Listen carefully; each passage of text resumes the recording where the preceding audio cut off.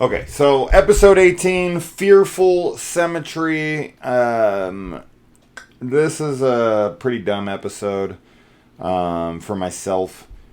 I don't know how you felt about it, although I am assuming you don't even know what episode this is because we watched way too many, and the title isn't going to ring any bells. This is the zoo animal one, where they turn invisible and aliens are abducting the animals to make a aliens Noah's Ark or some shit. Yeah, I don't know. This one just, it never was all that interesting to me. This is definitely like a filler episode. I don't feel like it adds anything. The only thing I guess you could say about this episode is that it has, like, animals are a target for the aliens instead of humans for once. That they're impregnating this elephant and a tiger and a gorilla, and it's not just humans they're experimenting on, and that they want to take all species, not just the humans. So that's interesting, but I don't know. I just found myself very uninterested in this episode while it was on. I liked it. I thought it's definitely kind of a filler episode, but I thought it was one of the, like, kind of sillier episodes at times. But I liked the animals. I like, especially the opening with the elephant, and I don't know, just kind of Mulder and Scully being like, it's like an invisible elephant came through here. I thought that was really fun. But it's definitely an episode that I think people would probably forget because it is kind of just a monster of the week type of thing, but the monster is really just like a new gimmick with the aliens. Yeah. I don't know. It really didn't do anything for me. And IMDb agrees with me. I think this is the lowest rated episode of the season, and maybe even of the show so far of the episodes that we've watched. It's at like a 6.4. Anyway, so there's this opening with these janitors that are like dancing, and the guy's like doing his job. He's mopping the floor. I think that's what he's doing. It's been like a week or so since we watched this, but he's doing some janitorial duties, and but he's doing his job. And the coworker he has, who I'm assuming is higher up than him or not, doesn't matter, but he's like, basically like, no dancing, like God's watching, and he like points out this has nothing to do with the episode. They're just witnesses to the invisible elephant was what ends up being. But I just found that so funny. Like, you're not allowed to dance, even if you're doing your job. When no one's around. This is after hours. There's no, even if there was, I would much rather see a dancing janitor than a non-dancing janitor. Like, wouldn't you want to see someone happy and enjoying their time as they're slaving away at their completely pointless job? Yeah, I would rather see somebody happy. I don't know, like, if you were working at some shit job and people were doing things very normally and very boringly, wouldn't it, like, spice things up and make things more fun if you were around people who were actually enjoying what they were doing? If at least adding some kind of flavor of enjoyment into their life. Right? Like, if I'm working at McDonald's and I'm on the grill with another guy and he's getting his work done as efficiently as anyone else, but he's dancing and having a good time, and then I look to my right and some guy's just like doing exactly like a robot, like what he's supposed to be doing, what guy do you think I'm going to want to work with? Yeah. Right? Like, I thought it was so funny to me that he's like, stop it. Why? He's literally doing what he's supposed to be doing. Anyways, moving on from that, it just talks to, like, the corporate world and how they just genuinely want to suck all the fucking fun out of life. We are worker bees.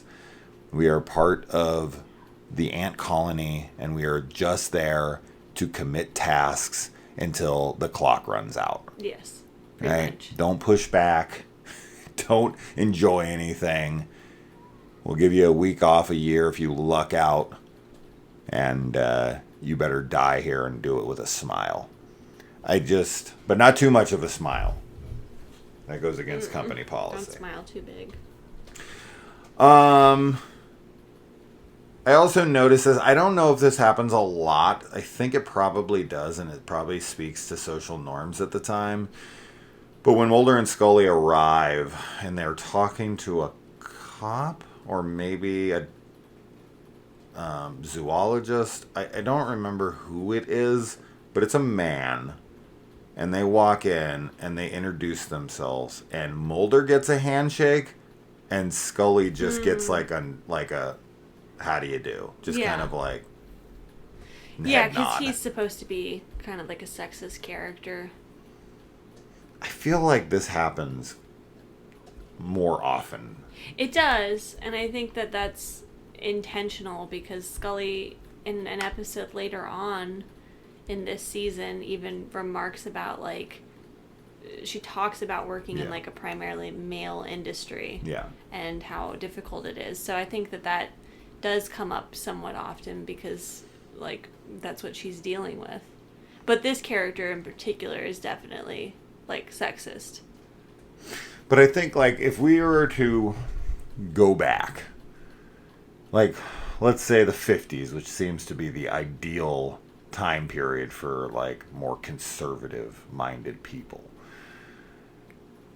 was it proper etiquette, right, for a man to shake a man's hand, and for a woman it was kind of just like a ma'am?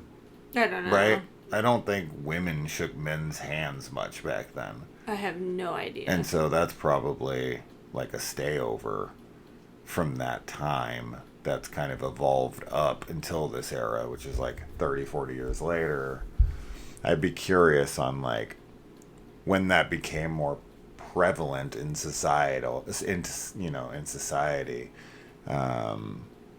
It's nothing, but it just, these are always reflections of the past. Like, these are always, like, time capsules. Yeah. Of the status quo. Mm-hmm. And the needle moves from generation to generation, or from like decade to decade. Mm-hmm. And nowadays it would definitely be much more like everyone shakes hands kind of thing. So it's just interesting note. Moving on. We get Lance Guest in here from Halloween 2. He's this, like, animal conservationist, wants to return all animals to their natural habitats. I know Kaylee's on his side on this, but he doesn't seem to care all that much when his colleague is killed in the line of activism. Yeah.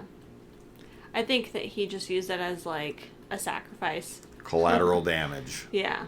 And also, it's kind of like a balancing act in a way, too. Like, so many animals have been killed by humans that, like, if some animals kill humans here and there, I don't think he views it as, like, wrong. Well, ironically, he gets a taste of his own medicine and is killed within the episode. So, there you go. But it was cool to see. Good old Jimmy from Halloween 2. Mm-hmm. I don't really have much to say about him. That was about it. Mm-hmm. We get a little bit of lone gunman action in here. We get no Langley. We only get Byers and Frohickey because Langley doesn't like to appear on camera. Yeah. Which I have to wonder if he was sick, he was busy, he couldn't make it to set that day. Yeah. And so they just wrote in that little, like, conspiratorial kind of, joke. Yeah. But it fits his character perfectly. Yeah, it does. They have some line about him, like, not wanting to have his image, like, broadcast on, like, radio waves or something. Yeah, yeah. Which is funny. And yeah, it works. I think it fits.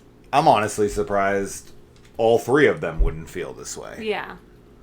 I feel like the technology they were using for that cast felt a little Like not realistic accurate. to the time period they were in. Yeah. I mean, I feel like voice chatting back then was much more. it was voice and video. They were like zooming. Yeah, and it looked basically. pretty good. It looked pretty accurate. I to just now, assume that they have access to like some government technology somehow, and that the government probably had technology to do voice and video chats then. Sure, but I don't think it was this good. Even Probably then. not. But it's For the sake of the show, but I mean, this is nothing new. We talk about this all the time when they're going through videotapes, and they're investigating anything with images. They always like zoom in on this area.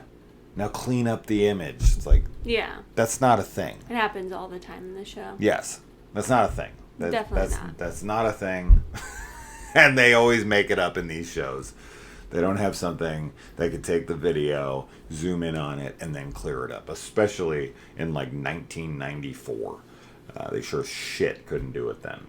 Nowadays, they could do it to a degree with like AI, where it can like intuitively fill in pixels that just from like reading the image, like what the next logical pixel would be. Yeah. They did this with documentaries like They Shall Never Grow Old, Peter Jackson's World War I documentary. Like they used AI for that to literally create frames within the frames, because that was shot on like 12 frames or like something low like that, but they had to bring it up to 24 frames. So the AI literally created like the next frame that should be in between the two, like the missing link, which is fucking fascinating. Yeah. And they colorized the image, and then they added like voices and everything. It's wild. If you haven't seen it, definitely check it out. Anyway,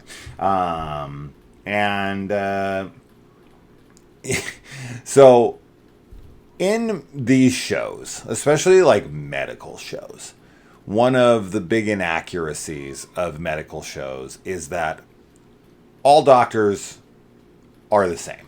Right. Right? They do all the types of medicine, all the types of surgeries. You know, it's like he's a doctor. He can do open heart surgery. He's a doctor. He can do fucking brain surgery. It's like, that's not how it works. There's specialists, and there's all sorts of different doctors. I'm going to get into all the topics. I don't know them all, but I know quite a few of them, and they're all wildly different. But Scully ups it a full notch here, where she's doing autopsies on elephants now. Yeah. This is just pure nonsense. I don't think she would know how to do it at all. I think that she could take educated guesses. And maybe she would know it better than you or me. Maybe that's what it is actually happening. They're at a zoo. Yeah. You don't think they have someone around there who can do it? Yeah. Or call someone in?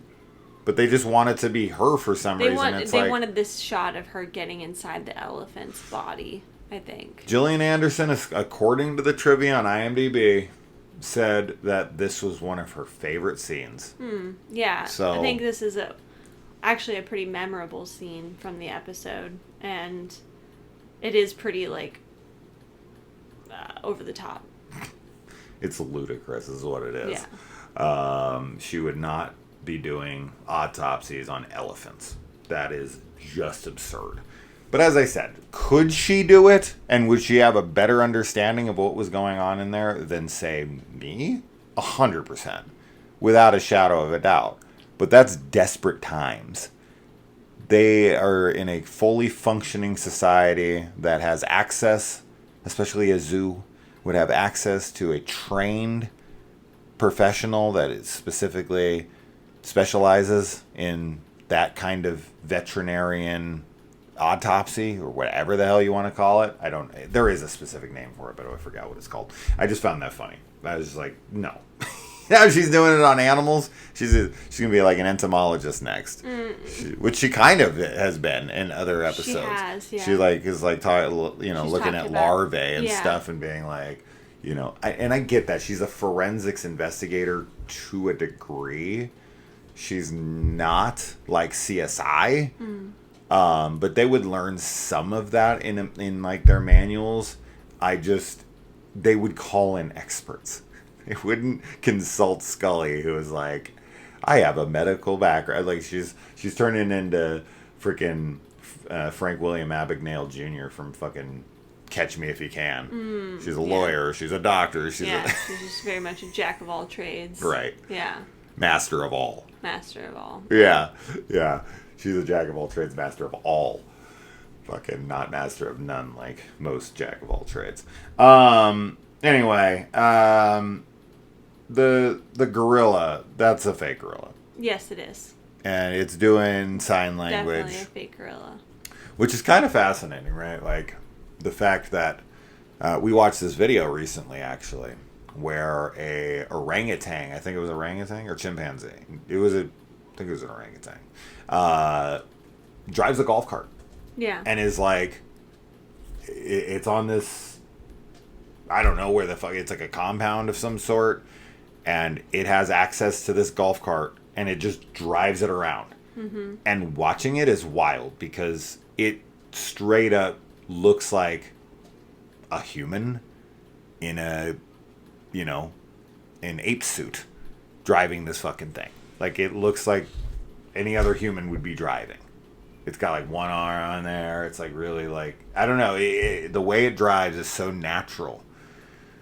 And the fact that this gorilla and real gorillas can learn so many words in sign language and that they can communicate like that is fascinating. Because we've talked about this, how I'm always bummed out that we're the only species that can communicate like us. When we watch science fiction movies, fantasy movies, there's talking animals, there's talking, like all sorts of different species on a planet can talk. Star Wars, whatever, and it's always like, why are we on that planet? Like, why can't fucking other animals? Now, they can communicate, they just can't communicate the way that we can, in a way that, like, we can completely understand, where they can speak, English or whatever language you speak. That is something that I'm, like, bummed out by. But, they are in a kind of a rare exception here where that is a straight up like human language. That's sign language. Yes, they don't have like the right ability to talk like we do, but they sure can fucking sign the language like we can. So that is really, really cool. Yeah. A lot of primates are like extremely intelligent, and other animals too. I think that people put too much of an emphasis on like verbal communication over other types of communication because it's what most people are used to, and it's how like you're raised to communicate like how you're feeling and what you're thinking. But obviously there's so many different types of animals and plant life that have a lot of different forms of communication. And yeah, I don't know, I think that there's value in that type of communication, but it is really cool to see like a orangutan or a chimp or whatever doing sign language, because it kind of feels like you're bridging a gap there. But it also feels kind of sad because it's like the monkey can come to your level, but you can't go down to the monkey's level, or people aren't willing to most of the time.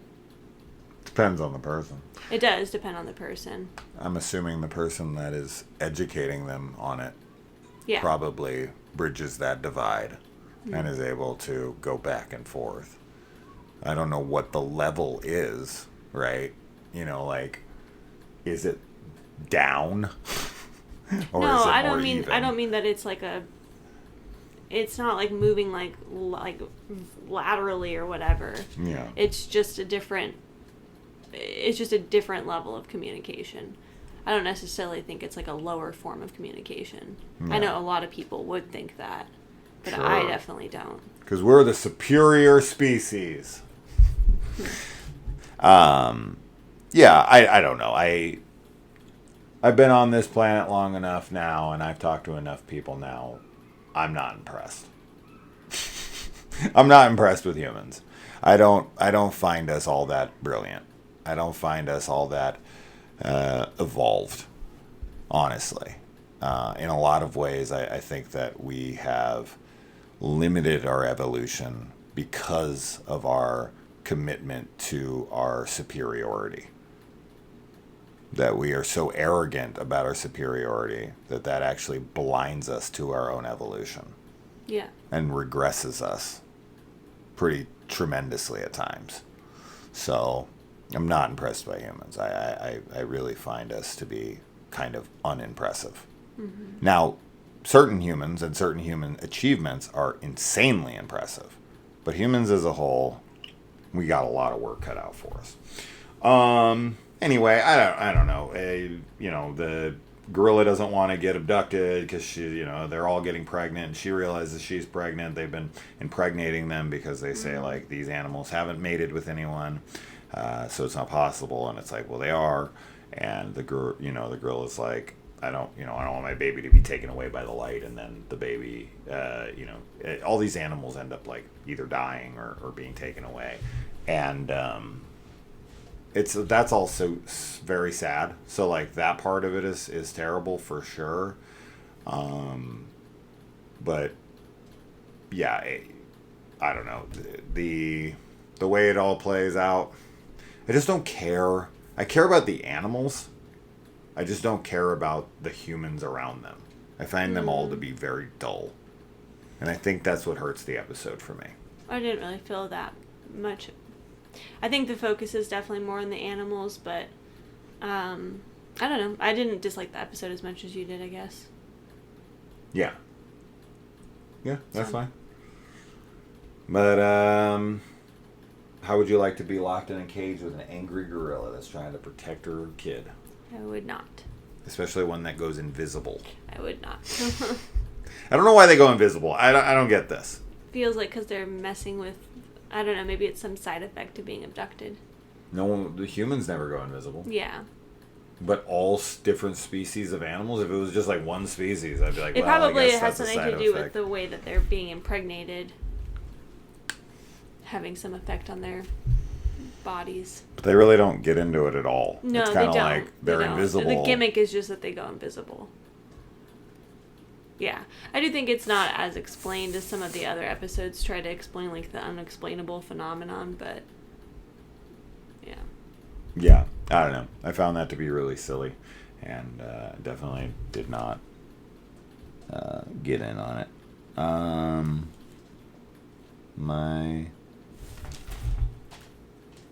What?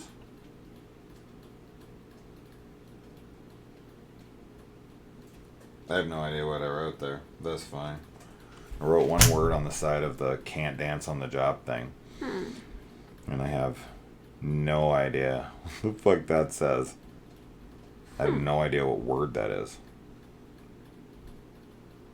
I don't know. Anyway, alright, that's that. Fearful Symmetry. We explored a lot, but not as much about the episode. Yeah, not as much. It just kind of talking about random shit that applied to certain things in the episode. I honestly don't have much to say about this episode. Mm-hmm. Just things in it that apply to a larger, like, talk about just random shit. But as far as the episode goes, it's like, the animals get abducted and they turn invisible for some reason. Yeah, pretty much. I don't know. Anyways, alright, that's that. Fearful Symmetry. She liked it. I didn't. Alright, bye. Bye.